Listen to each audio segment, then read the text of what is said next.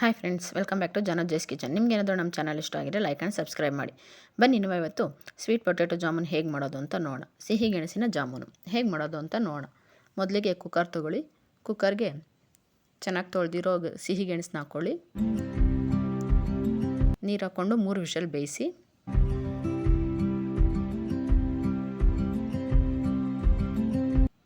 ಈಗ ಒಂದು ಬೌಲ್ ತೊಗೊಳ್ಳಿ. ಇದಕ್ಕೆ ಬೇಯಿಸಿರೋ ಗೆಣಸು ಹಾಕ್ಕೊಳ್ಳಿ. ಸಿಪ್ಪೆ ತೆಗ್ದು ಸ್ಮ್ಯಾಶ್ ಮಾಡ್ಕೊಳ್ಳಿ.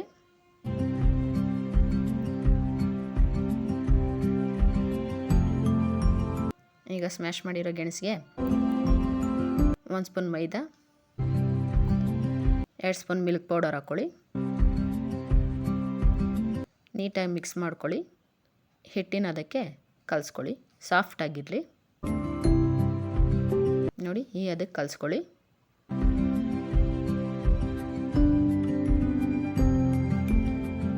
ಈಗ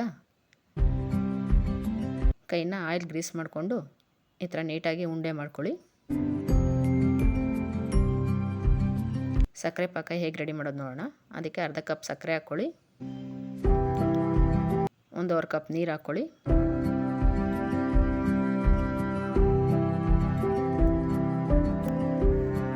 ಮತ್ತು 1/4 ಸ್ಪೂನ್ ಆರೆಂಜ್ ಫುಡ್ ಕಲರ್ ಹಾಕ್ಕೊಂಡು ಮಿಕ್ಸ್ ಮಾಡ್ಕೊಳ್ಳಿ.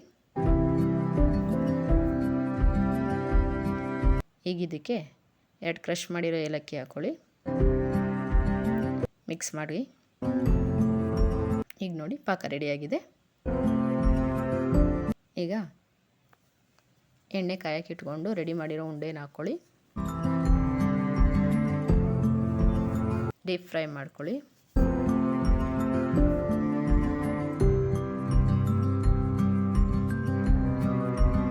ಗೋಲ್ಡನ್ ಬ್ರೌನ್ ಆಗೋವರೆಗೂ ಫ್ರೈ ಮಾಡ್ಕೊಳ್ಳಿ.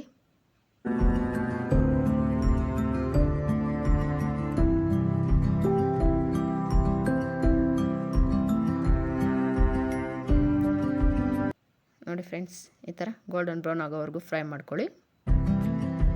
ಈಗ ಇದನ್ನು ಪ್ಲೇಟಿಗೆ ಟ್ರಾನ್ಸ್ಫರ್ ಮಾಡ್ಕೊಳ್ಳಿ.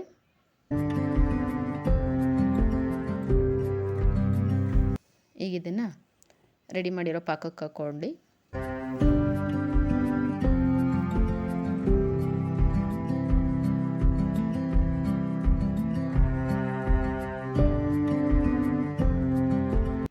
ಮತ್ತು 1 ಅವರ್ ಚೆನ್ನಾಗಿ ನೆನೆಯಲ್ಲಿ ಬಿಡಿ. ಈಗ ನೋಡಿ ಫ್ರೆಂಡ್ಸ್, ಸ್ವೀಟ್ ಪೊಟ್ಯಾಟೊ ಜಾಮೂನ್ ರೆಡಿಯಾಗಿದೆ. ಬನ್ನಿ ಟೇಸ್ಟ್ ಮಾಡೋಣ. Thank you.